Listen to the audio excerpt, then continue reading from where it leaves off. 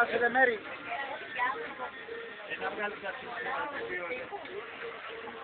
Δεν μπορεί ρε, σου έχω πει με το πιάρι. Καλά ρε Μέρη, δεν μ' ακούει καθόλου. Δεν μπορεί ρε με το πιάρι, σου πονάει μέση. Έλα, τα λίωνα τώρα γιατί κοίτα το έχω πάρει. Το πιάρι! Ανώνησε. Είπα το πιάρι! Δεν ξέρω πού θα ανοίξω, πάντως θα ρίξω. Θα σας βγάλω ένα βιντεάκι στο YouTube εγώ. Και από κάτω να πεις το πιάρι ή το πιάρισμα. Ό,τι πει ο Σωτήρης, το φτιάρι, το φτιάρι. Κανόνισε κανόνισα με τους καλεσμένους σου. Α, και εγώ. Που να έρθει. Το πιάρι. Δεν είναι φωτογραφία, βίντεο είναι για το YouTube. Είναι εκδήλωση ανατάστηση. Δεν μου δίνει σημασία βεβαίως. Θα έχει την παρούλα.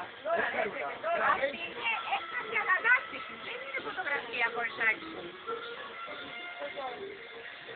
Μόλις παρακολουθήσατε τον κύριο Δίευρο που πίνει καφεδάκι. Κύρα Μαριγούλα! Κύρα Μαριγούλα! Αυτός που έκαψε τα φαϊμάκια. Αν δεν πας βγες από εκεί. Ρε Μέρη, δεν σου μιλάει ο άνθρωπος. Αυτή τα έκαψε.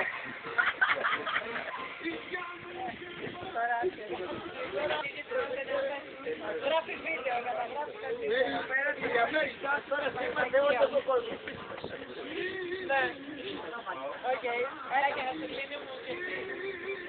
Έλα εδώ. Χριστός Ανέστη, Γιώργο. Ό,τι επιθυμείς.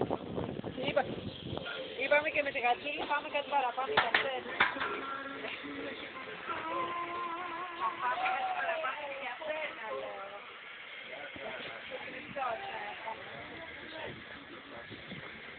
Δεν θα ακούω. Στο χωριό, να έγινε πολύ ωραία.